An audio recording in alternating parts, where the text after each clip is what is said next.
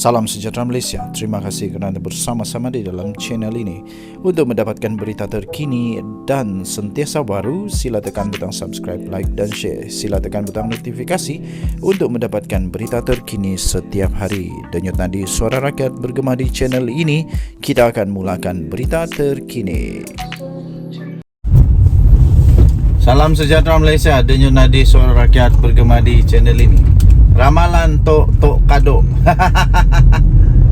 Ramalan Tok Kado, ramalan daripada apa nama ni?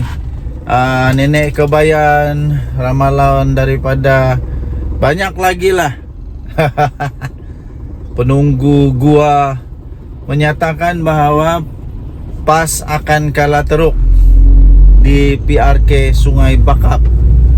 Di PRK Sungai Bakap, PAS akan kalah teruk sampai penyokong-penyokong PAS akan nangis-nangis kerana tidak menyangka bahawa mereka akan kalah di Sungai Bakap, walaupun sudah mengeluarkan semua ceramah dengan teknik-taktik yang berbeza, termasuklah taktik putar belit, termasuklah taktik membuat contoh yang tidak relevan, termasuklah memberikan contoh-contoh yang membingungkan.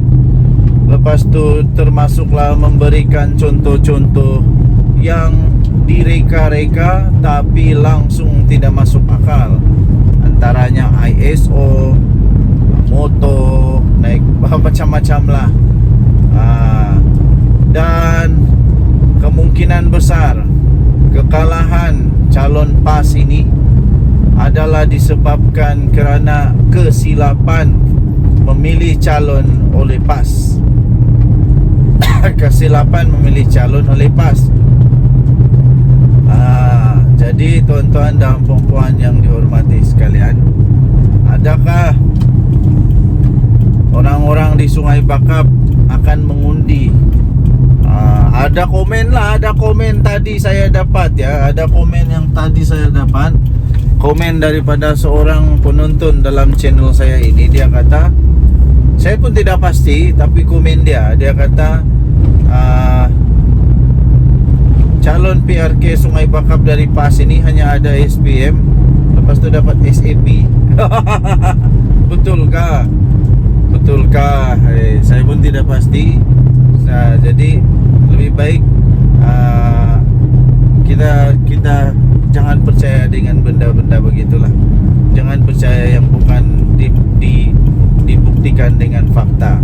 Jadi yang pasti dia tak ajar PhD lah. Yang pasti dia tiada PhD, dia tiada pendidikan yang cukup tinggi. Jadi kerana itu ya, tuan-tuan dan puan, adakah orang-orang Sungai Bakap akan memilih orang yang tiada PhD dibanding dengan calon yang ada PhD? Saya rasa orang akan pilih yang ada PhD. Jadi ini adalah satu punca kekalahan utama kepada calon PAS lah, sebab dia tiada PhD. Manakala zaman sekarang ini rakyat di negara Malaysia di mana-mana saja mengutamakan pendidikan. Walaupun Sanusi bilang tidak perlu ada pendidikan tinggi, tapi percayalah, sekarang ini dunia sudah moden. Dunia sekarang bukan zaman hadir lagi. Dunia sekarang sudah zaman IT. Perlu orang-orang bijak pandai, berpendidikan tinggi.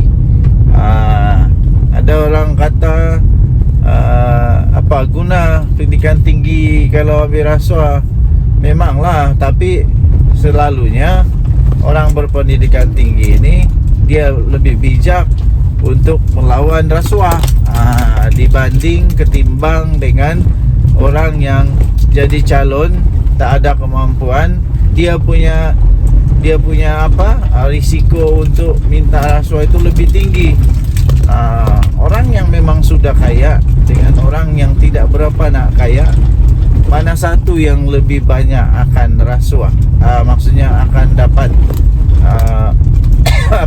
risiko untuk minta rasuah. Kan begitu. itulah. Itu persoalan dia. Pikir-pikirkanlah. Denyut nadi suara rakyat bergema di channel ini, tahniah diucapkan kepada calon daripada Pakatan Harapan Barisan Nasional yang menang dengan cukup bergaya, dan kasihanlah, takziah saya ucapkan kepada PAS yang kalah. Kita jumpa lagi, bye bye. Salam sejahtera Malaysia. Denyut nadi suara rakyat bergema di channel ini. Adakah Tok Matasan pula bakal mengikuti jejak mereka-mereka yang lain dipecat dari UMNO, atau letak jawatan dari UMNO, atau keluar dari UMNO? Adakah Tok Matasan bakal akan tinggalkan rakan baik, teman baik, sahabat baik, teman seperjuangannya Zahid Hamidi dalam UMNO? Adakah Tok Matasan sedia untuk melepaskan semua jawatan dia, termasuk jawatan dalam kabinet? Adakah Tok Matasan akan tinggalkan UMNO dan kabinet perpaduan? Kenapa? Baru-baru ini Tok Matasan telah mengeluarkan satu kenyataan yang agak bercanggah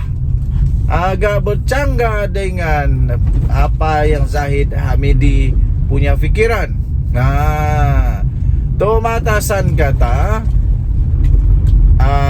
apa tu yang tentang BlackRock tu, dia kata itu keputusan bukan dibuat oleh itu kabinet. Jadi dia seolah-olah tidak puas hati lah dengan keputusan kerajaan itu. Akhirnya Zahid Hamidi muncul, dia kata itu adalah pendapat peribadi daripada Tok Matasan dan bukan daripada UMNO. Ingatkah lagi, ini semualah yang berlaku ketika mula-mula terjadi beginilah apa yang terjadi. Beginilah apa yang terjadi, pelan terjadi kepada Khairi Jamaluddin, Isham Jalil, kepada siapa lagi ya, Sharif Hamdan. Sharif Hamdan gitu. Saya pun tidak berapa ingat lah nama. Tapi beginilah yang terjadi ya. Beginilah yang terjadi. Mula-mula tidak bersama dia punya pendapat. Mula-mula Zahid Hamidi bilang itu pendapat peribadi. Mula-mula itu begitu. Last akhirnya tuptap kena pecat, kena buang, kena lucut. Akhirnya dibuang daripada UMNO. Bukan hanya dilucut jawatan, malah dipecat terus daripada keahlian. Itulah yang berlaku. Adakah, jadi persoalannya, adakah ini juga adalah tanda-tanda awal bahawa Tok Matasan akan keluar dari UMNO, akan dipecat keahlian dari UMNO? Adakah ini tanda awal, satu lagi tanda awal bahawa UMNO jauh sekali daripada menjadi semakin kuat sekarang ini? Adakah ini tanda awal bahawa UMNO jauh sekali daripada bau-bau bahawa UMNO akan bangkit dengan kekuatan? Adakah ini tanda awal bahawa UMNO tak akan dapat bangkitlah selagi orang-orang atasan di UMNO tidak dirombak habis, terutamanya Zahid Hamidi, Tok Matasan dan lain-lain lagi? Adakah ini akan menunjukkan bahawa ramalan Atok Tua Tun Mahathir benar belaka? Itulah hebatnya Mahathir kan. Okey, tinggalkan komen anda. Denyut nadi suara rakyat bergema di channel ini. Jangan lupa tekan butang subscribe, like dan share. Malaysia kita punya, cintai Malaysiaku, kita jaga kita. Kita jumpa lagi, bye bye.